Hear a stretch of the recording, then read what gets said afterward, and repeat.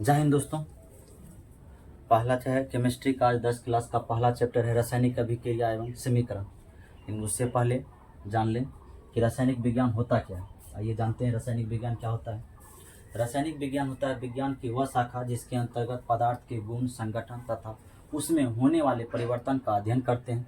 रासायनिक विज्ञान कहलाता है। रासायनिक विज्ञान का इंग्लिश होता है केमिस्ट्री, और केमिस्ट्री शब्द का उत्पत्ति हुआ है लैटिन शब्द के कीमिया से, जिसका शाब्दिक अर्थ होता है काला रंग। और रासायनिक विज्ञान का जनक यानी कि फादर ऑफ केमिस्ट्री लेवोजियर को कहा जाता है। हिंदी में अगर कहे तो लेवोसिस को कहा जाता है। पदार्थ में दो प्रकार की परिवर्तन होता है। पहला परिवर्तन होता है भौतिक परिवर्तन और दूसरा होता है रासायनिक परिवर्तन। तो जानना चाहते हैं कि भौतिक परिवर्तन क्या होता है, तो भौतिक परिवर्तन आप लोग लिखिए। भौतिक परिवर्तन पदार्थ का वह परिवर्तन, पदार्थ का वह परिवर्तन पदार्थ का वह परिवर्तन जिसमें पदार्थ का भौतिक गुण, तो भौतिक गुण बोले तो जैसे लिख लीजिए, जैसे हो जाएगा आकार तथा अवस्था। आकार तथा अवस्था, आकार तथा अवस्था। तो पदार्थ का वह परिवर्तन जिसमें पदार्थ का भौतिक गुण जैसे आकार तथा अवस्था में परिवर्तन होता है, पर या लेकिन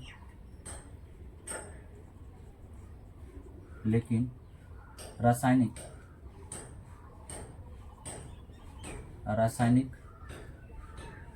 गुण में कोई परिवर्तन नहीं होता है, कोई परिवर्तन नहीं होता है अभिक्रिया को विपरीत करने पर, अभिक्रिया को विपरीत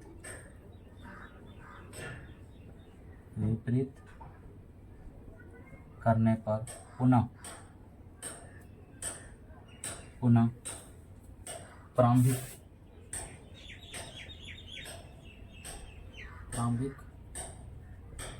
पदार्थ प्राप्त होता है भौतिक परिवर्तन कहलाता है। भौतिक परिवर्तन कहलाता है। जैसे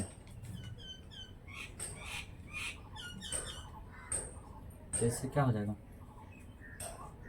जल को अगर ठंडा करेंगे तो क्या होगा, बर्फ बनेगा,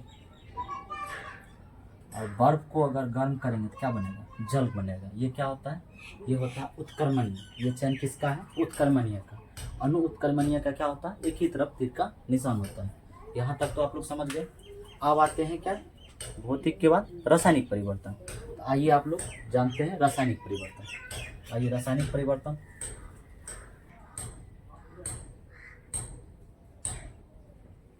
रासायनिक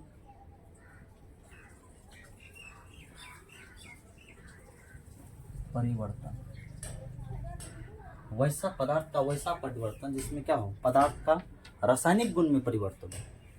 वैसे परिवर्तन को क्या बोलेंगे, मूल गुण में। वैसा परिवर्तन जिसमें पदार्थ के मूल गुण में परिवर्तन हो, वैसे परिवर्तन को क्या बोलेंगे, रासायनिक परिवर्तन। और रासायनिक परिवर्तन लिखिए यहाँ से, रासायनिक परिवर्तन पदार्थ का वैसा परिवर्तन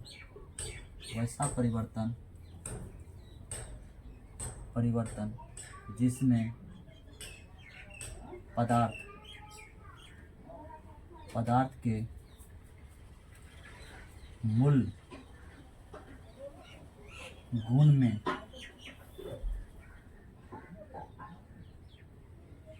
परिवर्तन, मूल गुण में परिवर्तन होता है और अभिक्रिया के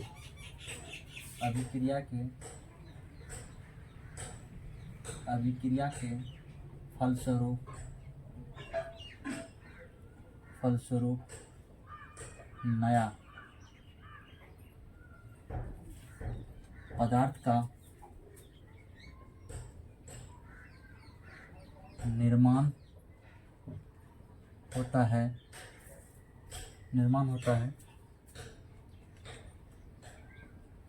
होता है तत् एवं अभिक्रिया को विपरीत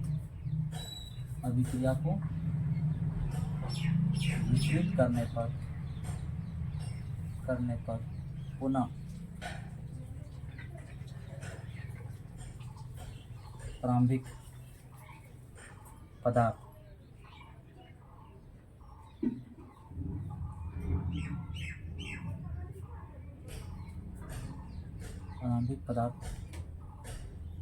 प्राप्त नहीं होता है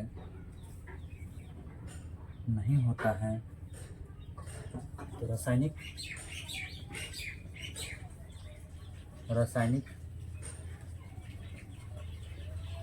परिवर्तन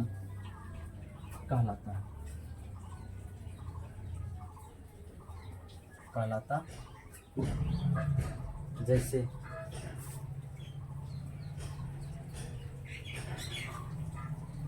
दूध को अगर अभिक्रिया करेंगे क्या हो जाएगा, दही होगा, दूध से दही। इसके बाद लोहे में जंग लगना, दूध से दही। तो जो परिवर्तन को पुनः प्राप्त नहीं कर सकते, जैसे लोहे में जंग लगना, ये सब क्या हो गया, भौतिक परिवर्तन। मोमबत्ती का जलना, ये सब क्या हो गया, रासायनिक परिवर्तन। तो दूध से दही बनना, ये कैसा परिवर्तन हो गया, रासायनिक परिवर्तन। अब तो यहाँ आप लोग समझ गए होंगे भौतिक ज्ञान तथा रासायनिक। अब लेकिन इसके गुण के आधार पर बताते हैं भौतिक तथा रासायनिक परिवर्तन के अंतर। तो भौतिक परिवर्तन कैसा होता है, अस्थायी परिवर्तन होता है। यहाँ तक आप लोग जान गए होंगे, देख लीजिए। इसके बाद आइए आप लोग भौतिक तथा रासायनिक परिवर्तन में अंतर। तो सबसे पहले हो गया, चलिए परिवर्तन में अंतर। भौतिक परिवर्तन तथा रासायनिक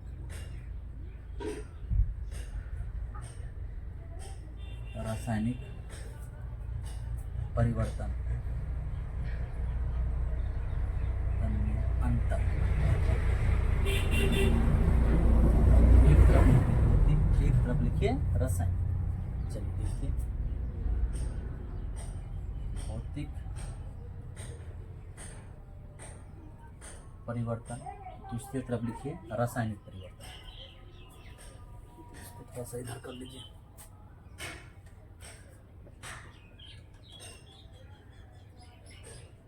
रासायनिक परिवर्तन पहला लिखिए, जिसमें क्या होता है, यह अस्थायी होता है, यह अस्थायी होता है। यह क्या हो जाएगा, यह अस्थायी होगा, यह अस्थायी होता है, यह अस्थायी परिवर्तन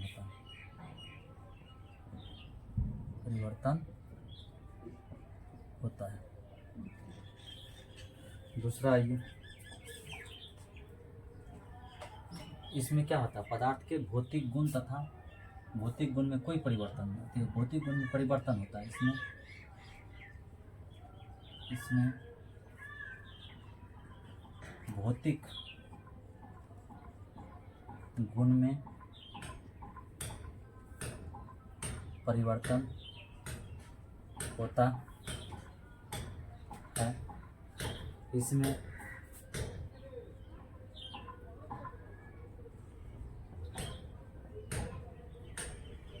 रासायनिक गुण में परिवर्तन होता है।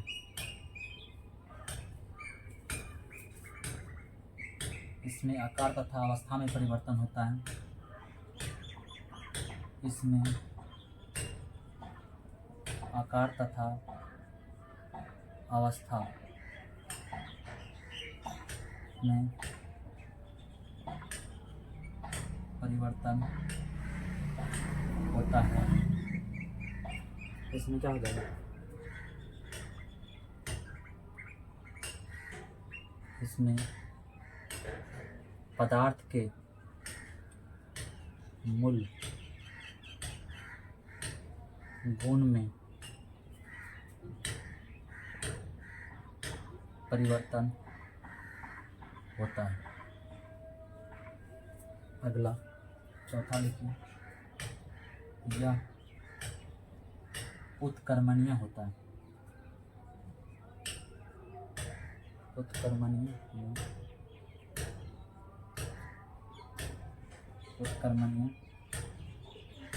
होता है। यह नहीं उत्कर्मणीय होता है। अच्छा, उत्कर्मणीय गलत लिख दिया क्या? यह उत्कर्मणीय होता है। ये क्या हो जाएगा? यह अनुत्कर्मणीय होता है। यह अनुत्कर्मणीय, यह अनुत्कर्मणीय होता है। ठीक है, यह उत्कर्मणीय होता है, यह अनुत्कर्मणीय होता है। इसमें क्या होता है? इसमें अभिक्रिया को विपरीत करने पर, इसमें अभिक्रिया को विपरीत करने पर, इसमें अभिक्रिया को विपरीत करने पर पुनः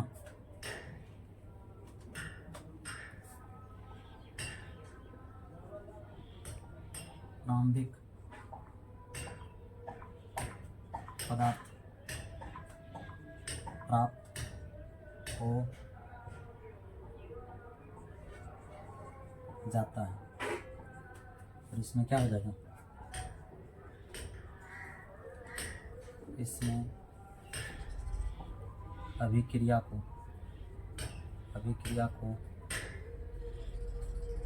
विपरीत करने पर पुनः प्रारंभिक पदार्थ प्राप्त नहीं होता है। गया? आप लोग जानेंगे भौतिक परिवर्तन, रासायनिक परिवर्तन, इसके गुण के आधार पर। ये क्या होता है? ये अस्थायी होता है, ये अस्थायी होता है। इसमें भौतिक गुण में कोई परिवर्तन, गुण में परिवर्तन होता है, इसमें रासायनिक गुण में परिवर्तन होता है। इसमें आकार तथा अवस्था में परिवर्तन होता है, इसमें मूल गुण में परिवर्तन होता है। यह उत्कर्मणीय होता है, यह अनुत्कर्मणीय होता है। अच्छा, उत्कर्मणीय तथा अनुत्कर्मणीय का चिन्ह लिख लो। ठीक है, ये होता है इस टाइप का चिन्ह। ठीक है, ये होता है इस टाइप का चिन्ह। ठीक है, ये होता है उत्कर्मणीय तथा अनुत्कर्मणीय होता है। इसमें अभिक्रिया को विपरीत करने पर पुनः प्रारंभिक पदार्थ प्राप्त होता है। इसमें अभिक्रिया को विपरीत करने पर पुनः प्रारंभिक पदार्थ प्राप्त नहीं होता है। अब यहाँ से आइए, रासायनिक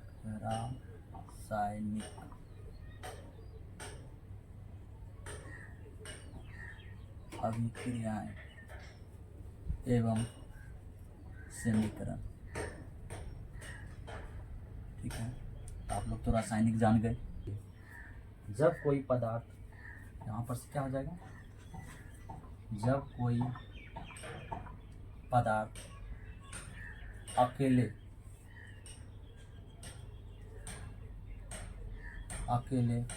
या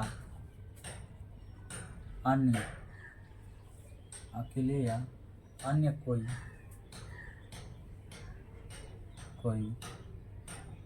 पदार्थ से मिलकर एक या एक से अधिक, क्या है? एक या एक से अधिक जब कोई पदार्थ अकेले या अन्य कोई पदार्थ के साथ मिलकर एक या एक से अधिक गुण वाले एक या एक से अधिक गुण वाले नए पदार्थ का निर्माण करता है तो इस प्रक्रिया को रासायनिक अभिक्रिया कहते हैं। रासायनिक अभिक्रिया कहते हैं। हो गया। यहाँ से ही परिभाषा हम लोग को था, यहाँ एकल पदार्थ था, यहाँ क्या हो गया, एक या एक से अधिक गुण वाले पदार्थ बनाया। यहाँ क्या था, एक या एक से अधिक पदार्थ मिलके क्या किया, एक गुण वाले पदार्थ बनाया। इससे परिभाषा तो ऐसे याद होगी, आप लोग को याद हो गया होगा। एक जब कोई पदार्थ अकेले या अन्य कोई पदार्थ के साथ मिलकर एक या एक से अधिक गुण वाले नए पदार्थ का निर्माण करता, तो इस प्रकार की प्रक्रिया को क्या कहते हैं, इस प्रकार की प्रक्रिया को क्या कहते हैं, रासायनिक अभिक्रिया कहते हैं। इस प्रक्रिया क्या कहते हैं, रासायनिक अभिक्रिया। यहाँ से जानते हैं Mg, आप लोग जानते हैं Mg का मतलब क्या होता है, मैग्नीशियम। दूसरा क्या होता है, मैग्नीशियम को अगर HCl क्या होता है, मैग्नीशियम हाइड्रोजन क्या गया, हाइड्रोक्लोरिक। इसको अगर मैग्नीशियम को हाइड्रोक्लोरिक के साथ अभिक्रिया करेंगे तो क्या होगा, क्या हो जाएगा, जान रहे हैं। तो मैग्नीशियम क्लोराइड और क्या हो जाएगा, मैग्नीशियम क्लोराइड का जल निकल जाएगा। अच्छा, हाइड्रोजन बाहर हो जाएगा। यहाँ देख लीजिए, एक Mg था, एक Mg हो गया, Cl है तो Cl हो गया, हाइड्रोजन है। ये अभिक्रिया संतुलित नहीं है। ये अभिक्रिया क्या है, संतुलित नहीं है। आप लोग को बताएंगे संतुलित भी करने के लिए। इसको क्या बोलते हैं, मैग्नीशियम। इसको क्या बोलते हैं, हाइड्रोजन क्लोराइड या हाइड्रोजन क्या कहते हैं, हाइड्रोक्लोराइड। इसको क्या बोलेंगे, हाइड्रोक्लोराइड, मैग्नीशियम क्लोराइड। और यहाँ पर क्या होगा, हाइड्रोजन गैस निकलेगा। दूसरा हो जाएगा, अगर हम इसको इससे करते, इसको बोलते हैं, इस साइड जो होता है तीर के इस साइड को बोलते हैं अभिकारक। तीर के उस साइड कुछ भी हो वो क्या कहलाता है, उत्पाद। तो अब अभिकारक तथा उत्पाद की परिभाषा हम लोग जानेंगे। तो अभिकारक का परिभाषा क्या होगा, जो अभिक्रिया में भाग लेता है उसे क्या बोलेंगे, अभिकारक। जो अभिक्रिया के फलस्वरूप बनता है उसे क्या बोलेंगे, उत्पाद। सिंपल परिभाषा है। अब एकल में आते हैं, अगर हम 2Mg, ठीक है, ये मैग्नीशियम क्या होता है, गैस, इसको अभिक्रिया करेंगे तो क्या हो जाएगा, अच्छा सॉरी, Mg को किसके साथ अभिक्रिया करेंगे, ऑक्सीजन के साथ, तो क्या हो जाएगा, मैग्नीशियम ऑक्साइड। ठीक है, ये क्या हो जाएगा, ये संतुलित कर देते हैं इसको। चलिए अब संतुलित होगा, दो में मैग्नीशियम था, दो मैग्नीशियम है, दो ऑटो है, दो ऑटो हो गया। ठीक है, अब इसको क्या बोलेंगे, तो ये अभिकारक हो गया। अभिकारक के फलस्वरूप जो बनेगा उसको उत्पाद बोलेंगे। ठीक है, यहाँ तक आप लोग जान गए। अब लिखेंगे हम लोग कहाँ से, अभिकारक। अभिकारक का भी परिभाषा आप लोग समझ ही गए होंगे, लिख सकते हैं। ठीक है, अभिकारक क्या होगा, जो रासायनिक अभिक्रिया में भाग लेता है उसे अभिकारक कहते हैं। जो अभिक्रिया के फलस्वरूप बनता है उसे उत्पाद कहते हैं। ठीक है, तो इस तरह से क्या हो गया, मैग्नीशियम तथा हाइड्रोक्लोराइड क्या हो गया, अभिकारक हो गया। और यहाँ मैग्नीशियम क्लोराइड तथा हाइड्रोजन गैस क्या हो गया, उत्पाद हो गया। चलिए क्या तुम लिखिए, अभी पहचानने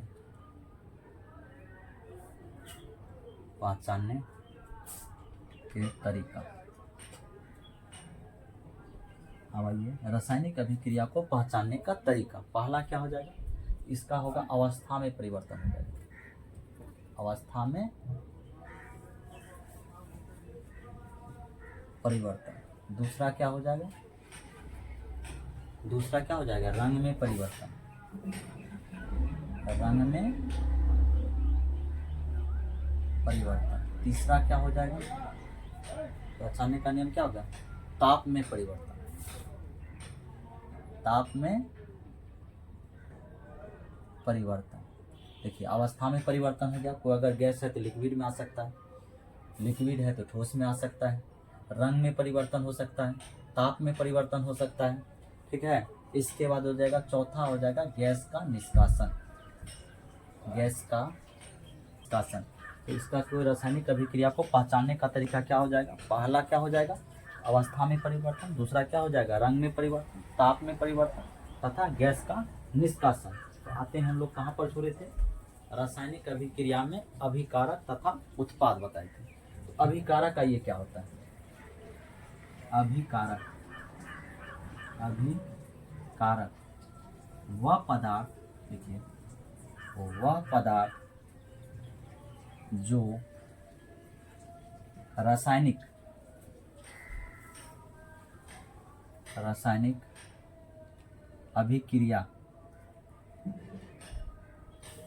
अभिक्रिया में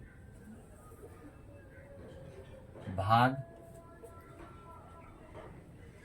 लेता है उसे अभिकारक कहते हैं।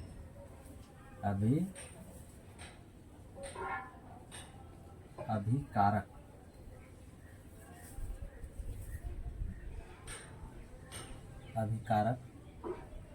कहते हैं। हाँ, ये रासायनिक अभिक्रिया को पहचानने का तरीका, पहला क्या हो जाएगा, अवस्था में परिवर्तन, दूसरा क्या हो जाएगा, रंग में परिवर्तन, तीसरा क्या हो जाएगा, ताप में परिवर्तन और गैस का निष्कासन। इसके बाद आते हैं रासायनिक अभिक्रिया में आता है अभिकारक तथा उत्पाद। अभिकारक क्या होता है, वह पदार्थ जो रासायनिक अभिक्रिया में भाग ले उसे क्या बोलते हैं, अभिकारक। जैसे क्या हो जाएगा अभिकारक का, जैसे क्या था, मैग्नीशियम को किसके साथ, हाइड्रोक्लोराइड के साथ अभिक्रिया कराई थी, क्या निकला था, मैग्नीशियम क्लोराइड तथा हाइड्रोजन गैस निकला था। मैग्नीशियम तथा हाइड्रोक्लोराइड क्या हो जाएगा, अभिकारक हो जाएगा। लिखिएगा तो लिख लीजिए, सबसे पहला इसमें अभिकारक क्या हो जाएगा, जैसे इसको परिभाषित करते हैं, एम मैग्नीशियम को या क्या कहते हैं, अभिक्रिया किससे कराएंगे, हाइड्रोजन क्लोराइड से कराएंगे, हाइड्रोक्लोराइड से कराएंगे, तो ये क्या हो जाएगा, मैग्नीशियम क्लोराइड और हाइड्रोजन गैस बाहर को निकलेगा, ठीक है। यहाँ देखिए ये जो है, ये दोनों मैग्नीशियम तथा हाइड्रोक्लोराइड, ये क्या हो जाएगा, अभिकारक कहलाएगा, अभिकारक, ठीक है, अभिकारक कहलाएगा। उत्पाद क्या होगा, वह पदार्थ,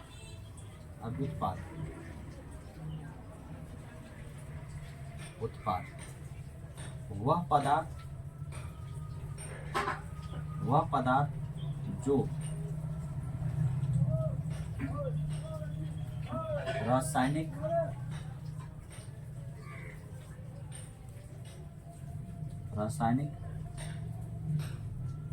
अभिक्रिया के फलस्वरूप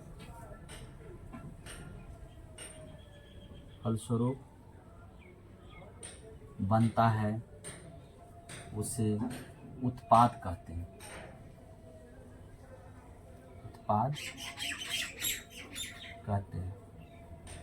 उत्पाद इसका क्या हो जाएगा, ये इसका क्या कहलाएगा, उत्पाद कहलाएगा। लिख लीजिए, दोनों का एक ही होगा, उत्पाद, ठीक है। जैसे क्या हो जाएगा, हाइड्रोजन को ऑक्सीजन के साथ अभिक्रिया कराएंगे तो जल क्या हो जाएगा, जल उत्पाद हो जाएगा, हाइड्रोजन तथा ऑक्सीजन क्या हो जाएगा, अभिकारक हो जाएगा। यहाँ तक तो आप लोग समझे। चलिए अब लिखिए, लिख लिए, संकेत,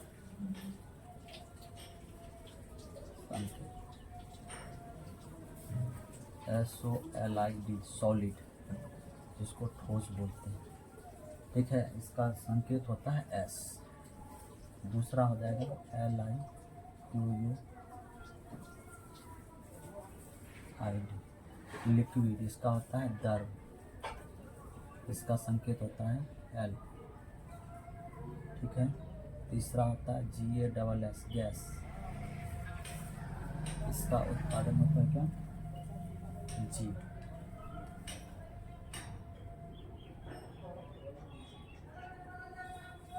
एक्वियस, इसका होता है जलीय विलीन, जल विलीन,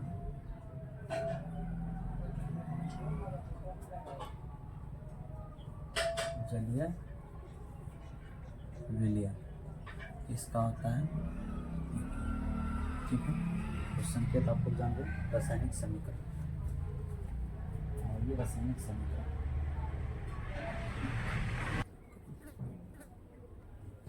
अब आइए यहाँ से संकेत क्या होता है, सॉलिड ठोस, और लिक्विड का क्या होता है, जिसको द्रव बोलते हैं एल होता है, और गैस का क्या होता है जी होता है, और एक क्या कहते हैं एक्वस का होता है जलीय विलयन, इसका एक्यू से कहते हैं। रासायनिक समीकरण, रासायनिक अभिक्रिया को रासायनिक समीकरण के द्वारा निरूपित किया जाता है, जिसमें अभिकारक को उसके प्रतीक सूत्र तथा तीर के बाईं ओर तथा उत्पाद को तीर के दाईं ओर लिखा जाता है, एवं उनके भौतिक अवस्था को भी लिखा जाता है। ये क्या कहलाता है, रासायनिक समीकरण कहलाता है। तो रासायनिक समीकरण का लिख लीजिए, जैसे यहाँ देखिए मैग्नीशियम, ये क्या हो जाएगा, मैग्नीशियम क्या है, ठोस है कि गैस है, तो जैसे में ठोस है, तो ठोस है तो इसको एस से इसका भौतिक अवस्था को परिवर्तन किए, इसके क्या हो जाएगा O2, O2 क्या है गैस है, तो इसका भौतिक अवस्था गैस को दिए, इससे क्या बनेगा 2MgO, मैग्नीशियम ऑक्साइड।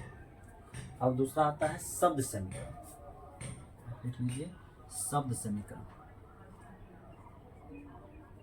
शब्द समीकरण, रासायनिक समीकरण को शब्द में लिखना ही रासायनिक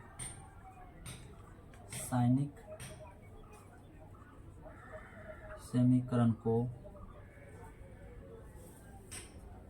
शब्द में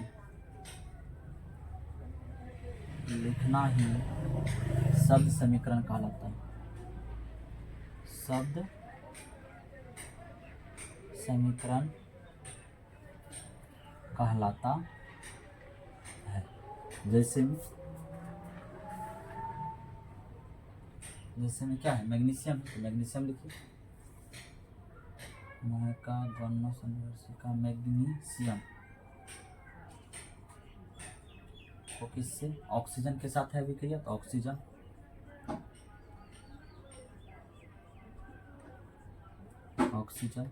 बना क्या मैग्नीशियम ऑक्साइड,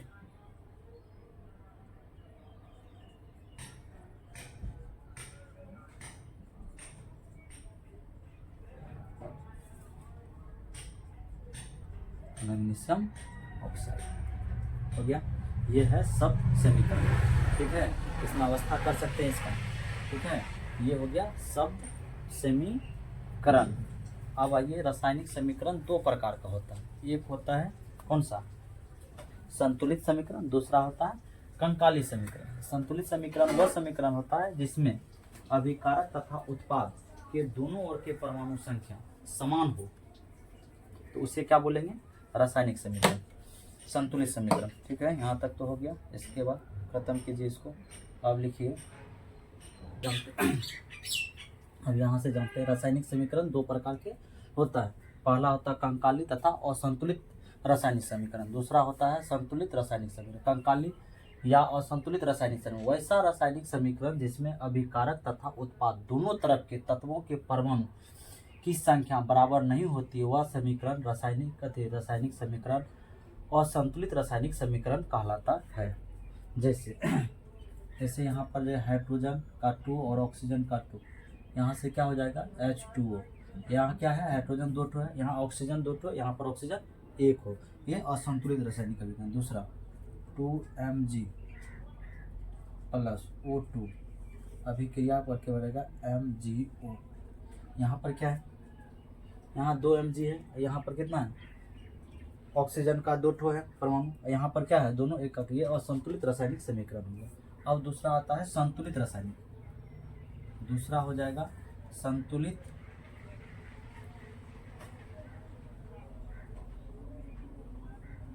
रासायनिक समीकरण, क्या हो जाएगा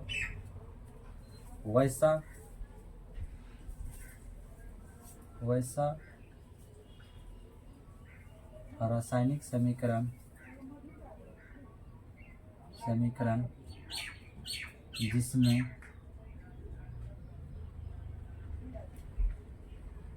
अभिकारक तथा उत्पाद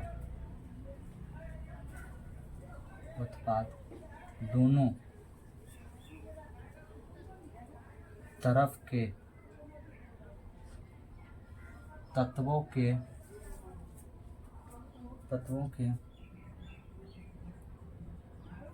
परमाणु की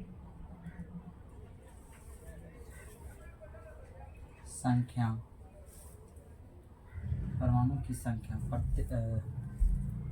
दोनों तरफ के तत्वों के परमाणु की संख्या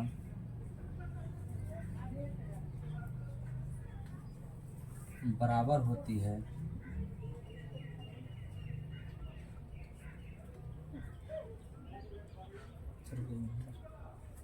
यहाँ हो जाएगा प्रत्येक तत्वों की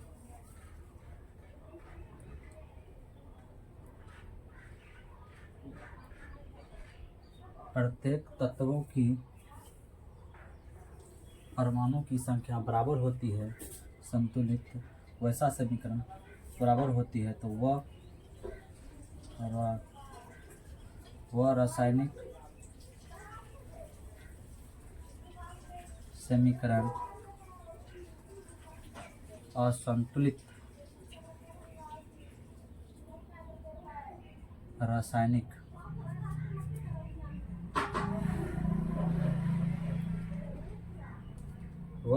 समीकरण संतुलित रासायनिक समीकरण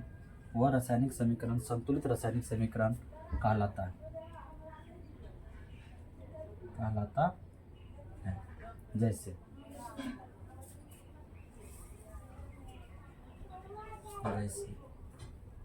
H2O प्लस O2 H2।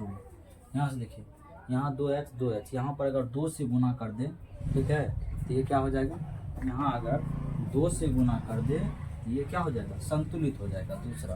दूसरा क्या हो जाएगा 2Mg प्लस O2।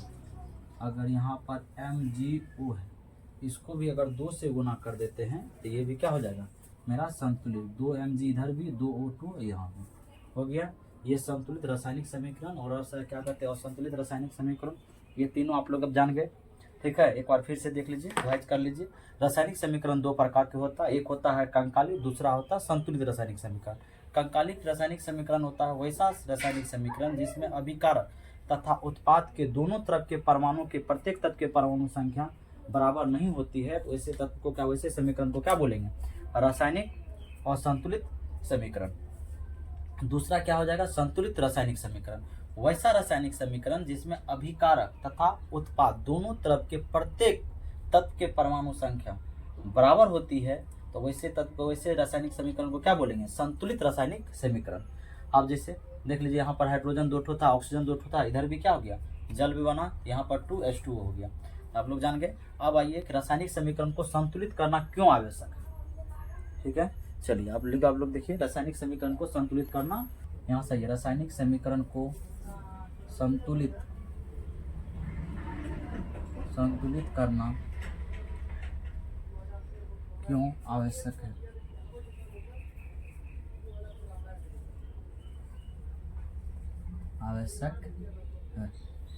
देखिए, रासायनिक समीकरण को संतुलित करना क्यों आवश्यक है। रासायनिक समीकरण को संतुलित करना इसलिए आवश्यक है कि द्रव्यमान संरक्षण के सिद्धांत को क्या करना है, पालन करने के लिए इसका क्या करना है, रासायनिक समीकरण को संतुलित करना अति आवश्यक है।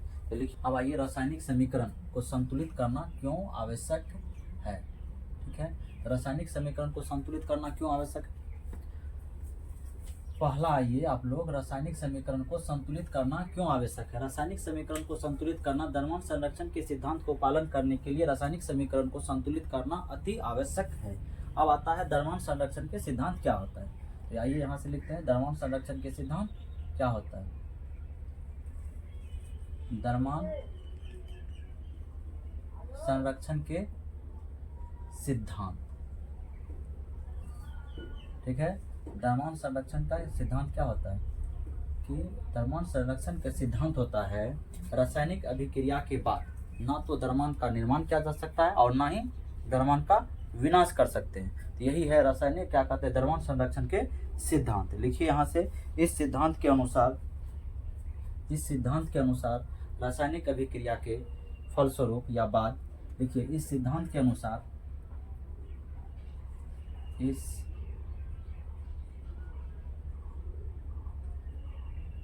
सिद्धांत के अनुसार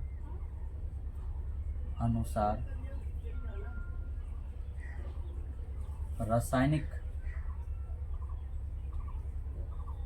अभिक्रिया के बाद द्रव्यमान का ना तो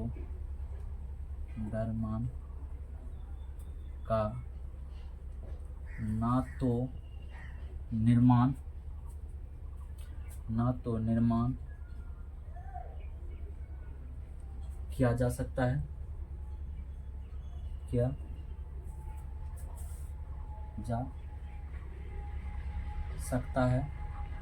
और ना ही विनाश किया जा सकता है।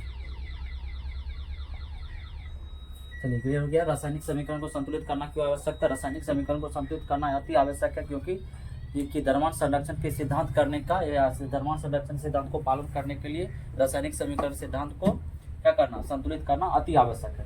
अब आता है द्रव्यमान संरक्षण के सिद्धांत है क्या?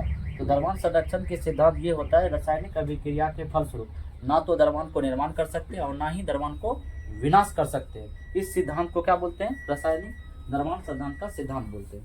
खत्म। चलिए अब आइए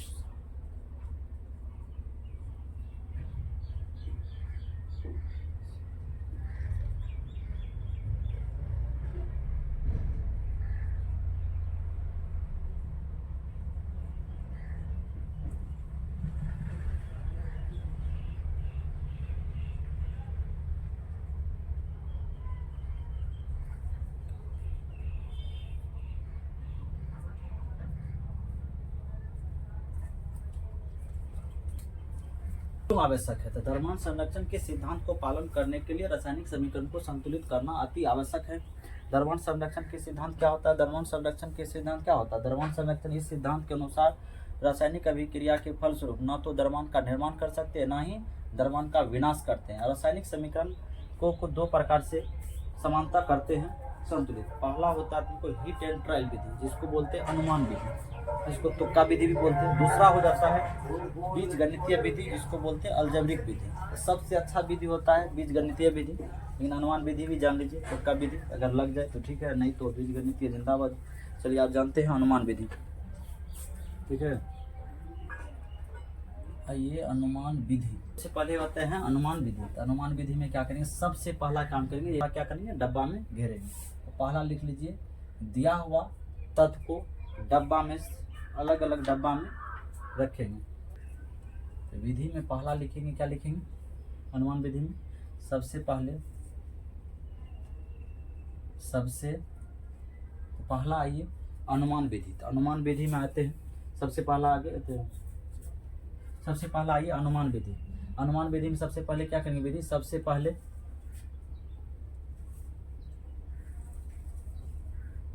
पहले दिया गया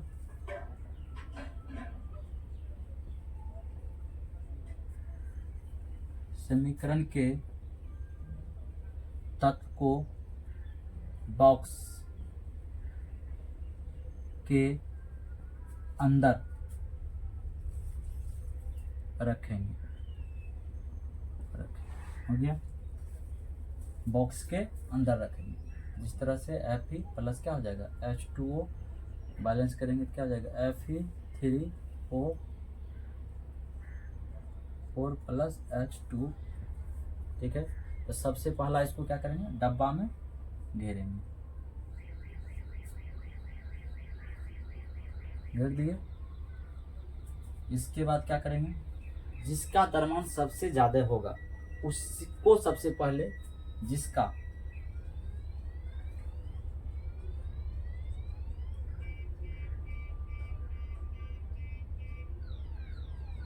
द्रव्यमान ज्यादा होगा सबसे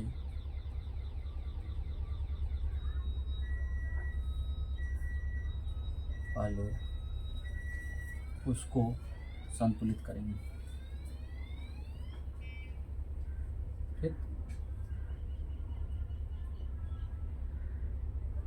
करेंगे। यहाँ ये सबसे पहला क्या है,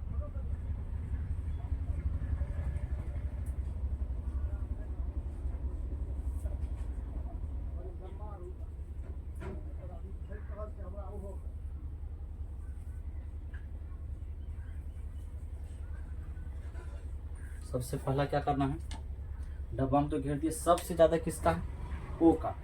यहाँ पर क्या करेंगे, लिख लेंगे, क्या सब दिया है, Fe, ठीक है, और इधर क्या दिया है HO, इधर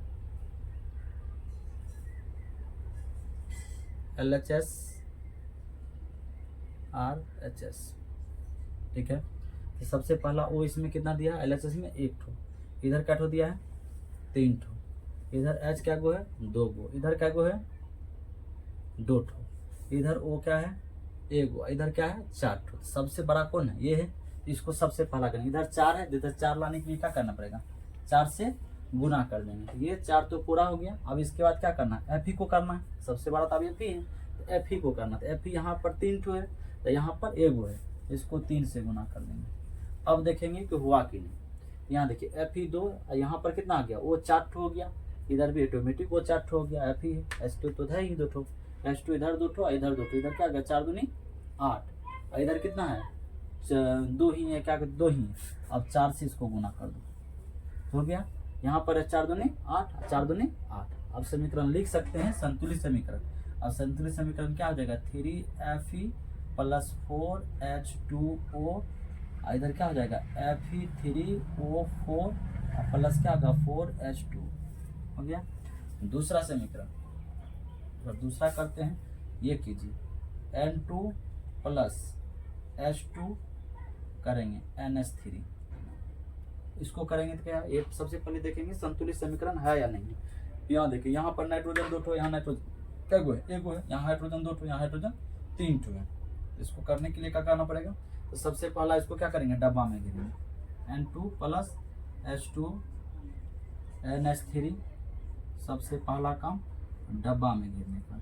इसके बाद ये देखने का है कि किसका संख्या ज़्यादा है, इसका संख्या ज़्यादा है, इसका संख्या कम है। यहाँ 3 है, यहाँ 2 है, तो करने के लिए क्या करना पड़ेगा, तो देखिए यहाँ तो कुछ से गुना किया, जब गुना का पता नहीं चलेगा दोनों का एलसीएम ले लेंगे। एलसीएम कितना हो जाएगा, 2 और 3 का एलसीएम कितना हो जाएगा 6, तो 6 का हो जाएगा, 6 में 2 से डिवाइड करेंगे कितना हो जाएगा 3 से, और यहाँ करेंगे कितना से हो जाएगा, यहाँ हो जाएगा 3 से, यहाँ क्या हो जाएगा 2 से। अब देखिए तो पूर्ण गया, नाइट्रोजन 2 ठो, यहाँ भी नाइट्रोजन 2 ठो, हाइड्रोजन 6, हाइड्रोजन 6, ये क्या हो जाएगा, अब संतुलित हो गया। तो अब इसको लिख सकते हैं N2 प्लस 3H2, संतुलित करेंगे 2NH3, ये हो गया संतुलित समीकरण। ठीक है, बीजगणितीय विधि।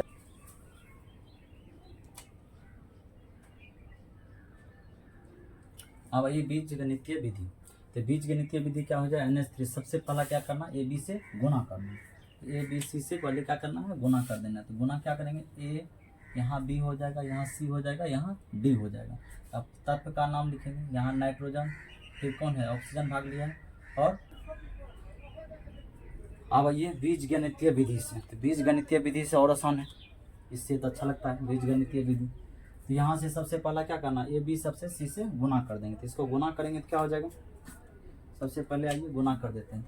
इसको ए से गुना करेंगे, इसको बी से, इसको सी से, इसको डी से, और रहता तो और करते ई एफ जी से। इधर क्या हो जाएगा, इधर है सबसे पहला नाइट्रोजन, ठीक है, इसके बाद हाइड्रोजन, हाइड्रोजन के बाद पहला एल एच एस, ठीक है, इधर है आर एच एस।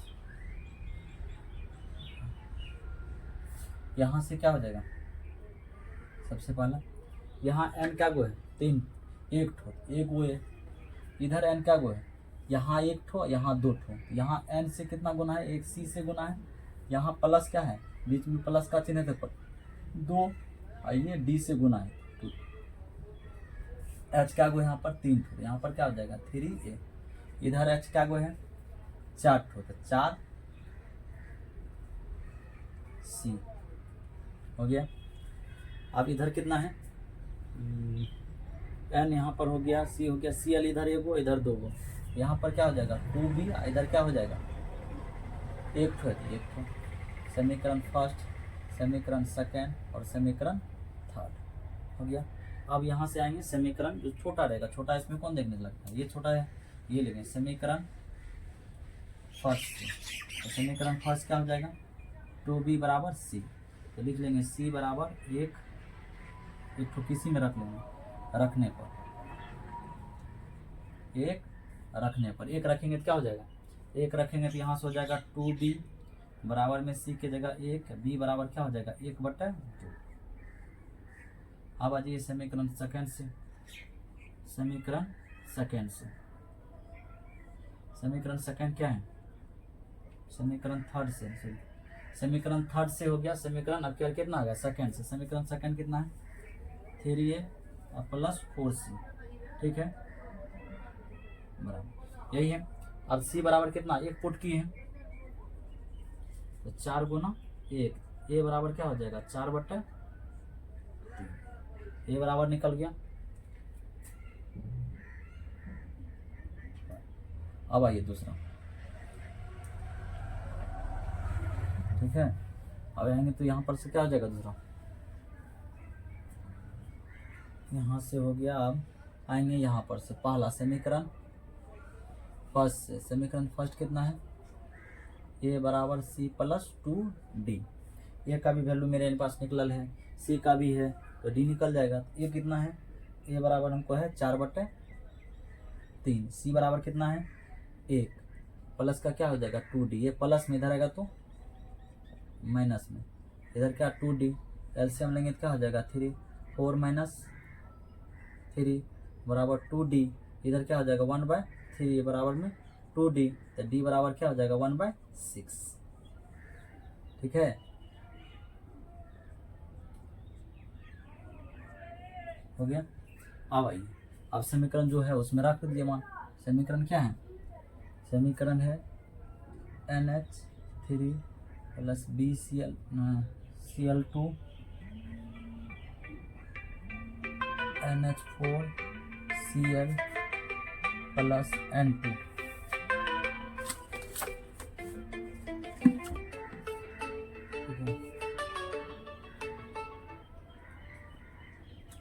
हाँ भाई इसको कितना से करेंगे, इसको ए, ये बी है, यहाँ सी है और यहाँ डी है, ठीक है। ए का वैल्यू कितना है, सबका वैल्यू क्या करेंगे यहाँ रखेंगे, ए का वैल्यू कितना है, सबसे पहला समीकरण रख लीजिए, समीकरण क्या है NH3 plus Cl2 NH4Cl plus N2 हो गया। अब देखिए यहाँ पर ए का वैल्यू कितना है 4/3, ए का 4/3, सी यहाँ पर बी है तो बी का वैल्यू कितना है 1/2, ठीक है। यहाँ पर सी है तो सी का वैल्यू कितना है 1, और यहाँ पर डी है तो डी का वैल्यू 1/6 निकालें। अब एलसीएम लेंगे, एलसीएम लेंगे तो सीधा से सिंपल सा है, एलसीएम लेंगे तो कितना हो जाएगा 6, यहाँ 6 रखेंगे तो 6 में 3 से देंगे तो यहाँ पर 4, 8 होगा NH3 प्लस क्या हो जाएगा यहाँ पर 3 1 जा 3 3Cl2 बैलेंस कर। 6 से करो, 6NH का 4Cl2 और प्लस में यहाँ पर क्या हो जाएगा NH2। 6 से 6 खत्म, ठीक है। अब देखिए तो पूरा हो रहा है,